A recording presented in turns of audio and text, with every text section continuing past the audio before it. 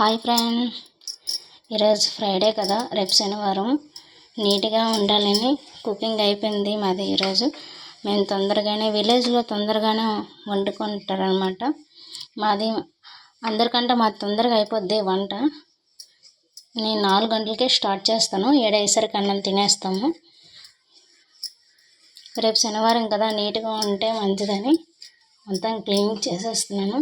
ఎందుకంటే శనివారం దీపారాధన చేసేటప్పుడు నాకు నీట్గా ఉంటే టిఫిన్ రెడీ అవుద్ది, లేకపోతే మాత్రం లేట్ అయిపోద్ది టిఫిన్.